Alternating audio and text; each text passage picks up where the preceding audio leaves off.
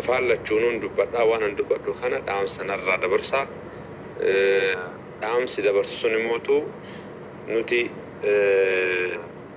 jechuudhaani dhugaadhaa nama garaa laafuu nama gargaaruu barbaadu nama gartee yoo namni natti bu'e yookaan namni natti dubbate qalbii namatti jabaatu namatti hin jabaanne.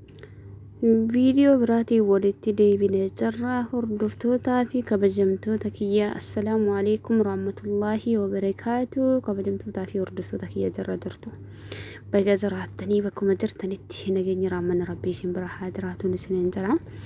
Baazawwee sagalee irratti qabadhee diqqoo sootitu keessana jalaa seene dhiifaman isiniin jira.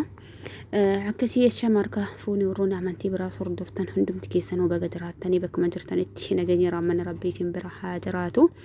Anis nagaa kootti alhamdulillahi. Gaafii hedduu na gaafattanii gaafii keessan isin deebisuu dhabuu kiyyaaf dhiifaman isiniin jira hundumti keessanuu. Asumaane akkasuma warroonni lakkoofsa ustaaziidha telegiraama isaanii tiktokii isaanii gaafiin keessan kaawwa guyyaa viidiyoo san gallakkiseeti ilaa haga ammaa kana yoo guyyaa qiyaamaatii fi yoo rabbii fi guyyaa qiyaamaatti amanta rabbii keetii jedhe jettanii obboleewwan tiyya waadaa koo yookaan immoo deebii keessan isin deebisee jira. Viidiyoo kiyya haga dhumaatitti hin dhageeffanne ta'a tarii jalqaba viidiyoo irra gaddeemtanii yoo laaltanii liinkii telegiraamaa isiniif kaa'een jira. Deebi'ee akkasuma peejii isaanillee isinitti himeen jira. San biratti immoo warroonni argattanii dawwaltanii gaafattanii waan akkanaa na gaafatanii waan akkanaatti jira. Warroonni jirtanillee ni jirtanii namoonni gariin immoo immoo malee hin qabnu. Namoonni gariin immoo lakkoofsi nu jalaa kaasan ustaazaa miti warroonni jirtanis baay'een keessa yaada kaa garaagaraa dhiyeessitanii akkasuma asirratti maal isiniin jechuu barbaade bilbila ustaaziin isin jalaa kaasuullee hin danda'anii ka ustaaziitillee miti warroota isa wajjin dalagan nama 3 yookaan nama 4tu jira. Baazawwee onlaayinii kana bicha irratti osoo hin taane ustaaziin akka isaan jedhanitti lafattillee hedduu takka biiziidha. Lafattillee namni hin barbaade itti dhaqa sagantaadhaan dalaganilleedha jechuudha. Namni kun hojii dhuunfaa mataa ofiillee qabaachuu danda'a. Kun immoo hojii guddaa tokko nama keessummeessuun guyyatti nama meeqa keessummeessaa oolanii akkuma isin agartanii ziiriin yookaan immoo sheexanni budaan gariin hin baatu. Sa'aatii hedduu fi aarsaa hedduu namatti kafalchiisa nama kafalchiisa. Akkasuma warroonni bilbilee argannee nu jalaa kaasanii jalqaba maallaqa nu gaafatanii warroonni jettanii isaa maallaquma nama gaafatan isaanis ofii isaaniitii yoo tiktokii jala galtanii dhageeffatan gisee isaan laayivii jiranii ofii isaaniitii himaa jiranii jechuudha. Innaa maallaqa kafaltee galchitee waan isaas gaafata san galchitee tartiiba kee eeggattaa. Lakkoofsa sii kennantu jira lakkoofsa keessaniin tartiiba eeggattaa jechuudha. Tartiibni kee yoo gaafa si gahe akkasitti guyyaa haalli sii mijaa'ee tartiibni si gahe tarii yoo tartiibni kee haalli guyyaa sanatti namni biyya namaa keessaa fi namni mana namaa keessa jiru harka namaatti olii gadi deemna akka rimootiidha. Innaa taraasan eeyyamallee kadhattanii yookaan immoo naaf hin mijaa'ulle jettanii jalqaba odoo isaan maqaa keessan gallakkisanii sagantaa sanirratti hin dhiyeessini yoo gaafattanii tarii isinii sirreessuu danda'anii jechuudha. Namoota garii immoo ijoollee waamanii dhabanii taraa irra lufee deebi'anii isaanuu arrabsanii wantoota hedduutu jira. Wantoota isaan aaranii himataa jiranii obboleewwan tiyya qalbii namaarraallee wal cabsuun ofaa qusannuun isiniin jechuu barbaada. Asumaanii maalladhi waan barbaadellee yoo ta'e wanti fayyaa ofii namaa caaluuf hin jiru. Maalladhi maallaqa caaluu fayyaa ofiiti. Gaafa fayyaa qabaatte abdii jireenyaa qabda. Maallaqa daladdee argatta malee maalladhi daladdee sin argattu jechuudha. Har'a biillaa barbaaddee mana fooqii barbaadde keessa yoo jiraatte yoo fayyaa kee hin qabne keessi koo gammachuu hin qabu. Gammachuudhaan mana san keessa jiraachuu hin dandeettu jechuudha. Akkasuma aalii fi maatii kee hittaa ilmoon tee gaafa ati fayyaa qabaattee gaafa ati ol kaatee gabbaatee ol deebite gaafsanii qanii ilmoon teellee jaalattu ammaaf tarii namni yoo fayyaa qabaate yeroo ammaa kanatti namni fayyaa qabu rabbiin quban qabu jedhan garuu gaafa dhibamanii jedhanii kama dhibame namaa beeka jechuudha. Ijoolleen garii haqiiquma tana dhibamtiituma waa'ee rakkattee namoota qaamni isaanii irratti laamshee jira.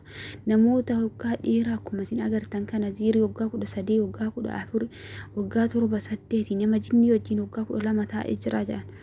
Obboleewwan tiyya waa meeqa namni bar duniyaadhaa miti lubbuu ofiitirraayyuu yeroo abdii murratantu jira jechuudha. Gaafa yaalamtee bakki siin deema hunda abdii kutattee jettee lubbuu teetirraallee gaafa abdii kutattee deebitu takkatu jira. Akkasuma duniyaa homa takka keessa hin jirtu yaalamaan isiniin jechuu barbaade obboleewwan tiyya.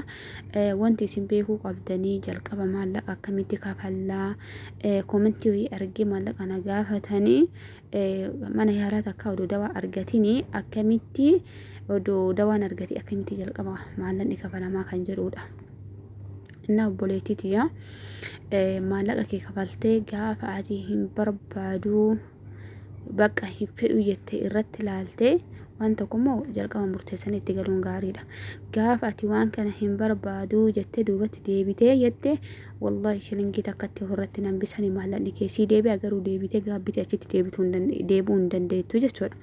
Wanti maallaqni keessa jalaa badee yookaas jalaa nyaatamee achitti hafuu takka hin jiru siin jechuu barbaade obboleettii tiyya qaalii. Inna akkasuma obboleewwan tiyya fayyaa namni fayyaa qabu abdii qabaa. Qabeenyi guddaan qabeenya caalu fayyaadha. Fayyaa qabaannaan biyyaa baanee jiru biyya namaa kana keessatti dalagannee argataa jirra.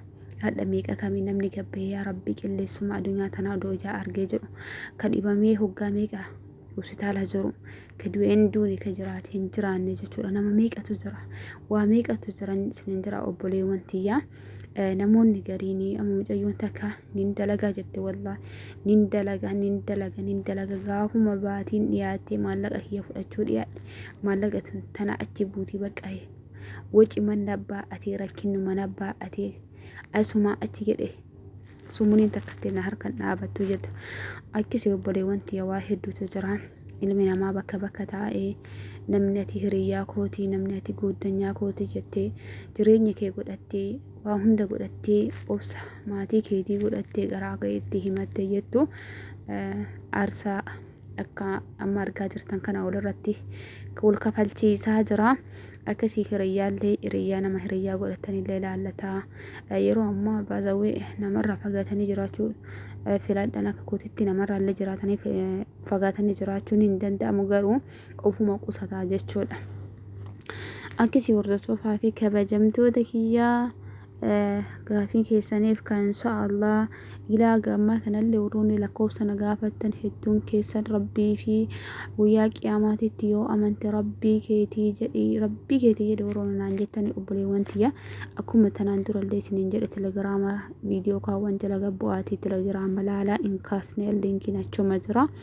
Viidiyoo lama sadii irra maxxansee anna achirraa seentanii jalqaba odoo waa keessa seentanii qalbii namaallee ofitti cabsoo hin ta'ini ulaagaalee isaa afaan oromootiin barreessanii amaariffaan barreeffamee ingiliffaan isin jiranatti fakkaate meebi akkasitti isa san dubbiftanii tarii warroonni dubbisan dandeenyallee sagaleen amaariffaanis ni ergamee oromiffaanis ergamee jira. Ulaagaalee achirraa sayyoon guutee danda'a jette akkasitti lakkoofsi achirra jira.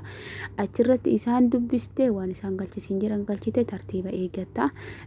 Akka amma dhaxxanii immoo keessummoftanii kaatanii yookaan immoo isinitti qara'amee ka'ee achi deebitanii ulaagaalee san guutuu hin danda'amu jalqaba ulaagaaleetu guutamuu qaban isiniin jira. Akkasuma ijoolleen obsa dhabanii ustaazii waa jedhanii warroota ustaazii jira hojjetanii waa jedhanii baay'ee keessantu jira obboleewwan tiyya jiruun addunyaa tun gabaabduudha. Qalbii namaa ofitti hin cabsinaadha. Yoo dandeettan akka dandeettanitti obsaan eeggachuudha waa hundaayyuu jechuudha. Dhibee kana baatanii hoggaa dheeraa ta'anii tarii immoo baatii keessatti isin gahuu danda'a baatii lama keessa isin gahuu danda'a. Akkuma isin agartan tanii guyyatti gisee nama 10 wayillee keessummeessanii jira. Gisee kaan immoo nama tokkicharrattuu aarsaa sa'aatii isaan kafalchiisu argaa jirtanii. Ustaazii kanarratti illee duulli deemamaa jira. Isaan immoo inni isaan harkaa qaban hin jiru, dandeettii rabbii isaaniif kenne qofaan kalimaa rabbii tokkicha namatti qara'anii akkasi rabbiin umurii isaanii isaaniif haa dheeressu akka isaanii kana rabbiin lafaa fi miidiyaa kanarratti